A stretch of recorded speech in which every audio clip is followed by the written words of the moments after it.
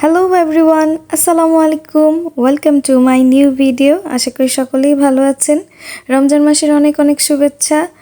আর প্রতিদিনের মতো আজকেও আমি ইফতার ভেজে নিচ্ছি।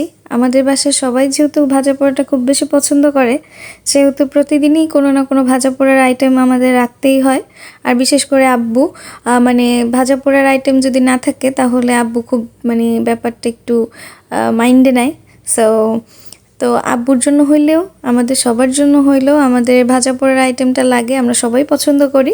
তো আজকের ইফতারের আয়োজন ছিল ডিম চপ, বেগুনি, আর হচ্ছে কিছু পরিমাণ কালকের সিঙ্গারার আটা রয়ে গেছিলো, সেটা হচ্ছে গিয়ে ওয়েস্ট করতে চাচ্ছিলাম না।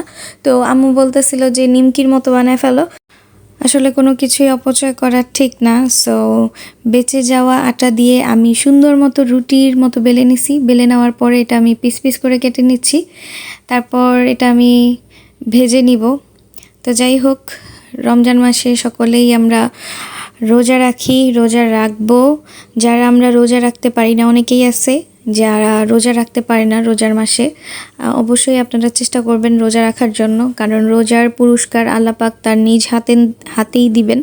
সো আমরা অনেকেই আছি যারা রোজা রাখতে পারি না বা অভ্যাস নাই, কিন্তু আসলে অভ্যাসে পরিণত করতে হবে। আমার ছোট ভাই আদর, ও কিন্তু ছোট মানুষ, কিন্তু ও সবগুলো রোজা রাখছে এখন পর্যন্ত আলহামদুলিল্লাহ।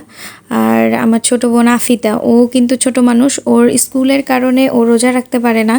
তারপরেও ফ্রাইডেগুলোতে ও রোজা রাখার ট্রাই করে। ওর স্কুল যদি অফ থাকতো তাহলে ওই বেশিরভাগ রোজাটাই রাখতো। যাই হোক, মানুষ অভ্যাসের দাস, অভ্যাস করলেই সব কিছুই পসিবল। তো যাই হোক, অনেক কথাই বলে ফেললাম। আর এই তো ইফতারের সময় হয়ে গেছে, আমরা ইফতার করে নিচ্ছি। আর সকলেই ভালো থাকবেন, সুস্থ থাকবেন, হেলদি খাবার খাবেন। আমরা একটু বেশি ভাজা পোড়া খাই। আমার মতে মনে হয় যে সবাই কম বেশি এই রমজান মাসে ভাজা পোড়ার আইটেমটাই পছন্দ করে। তো এই তো খাওয়া দাওয়া করছি। আর ভিডিওটি যদি ভালো লেগে থাকে অবশ্যই লাইক করবেন, কমেন্ট করবেন, শেয়ার করে দিবেন। আর আমার পেজটিতে অবশ্যই ফলো দিয়ে দিবেন। আর ইউটিউব চ্যানেলে অবশ্যই সাবস্ক্রাইব করে দিবেন। তো আদর, আমি ক্যামেরা ধরলেই আদর একটু অন্যরকম করে, ও হচ্ছে ক্যামেরার সামনে আসতে চায় না। যাই হোক, তো এই যে আমি খাইতেছিলাম আর খেয়াল করলাম যে না, আসলে তো আমার সাদা সাদা মোচ হয়ে গেছে। তো এই তো এখানে হচ্ছে ডিম চপ খাচ্ছিলাম। আর এই যে আমার মনে হচ্ছিলো ডিমের ভিতরে এত সাদা। এই তো তারপর হচ্ছে ইফতারের পর আমি আইসক্রিম খাচ্ছিলাম। আইসক্রিমটা সবাই অনেক বেশি পছন্দ করে, আমার তো আরও বেশি পছন্দ। তারপর নামাজ পড়লাম, নামাজ পড়ার পরে বেগুন ভাজতেছি, এটা দিয়ে হচ্ছে ভর্তা করবে, বেগুনের ভর্তা।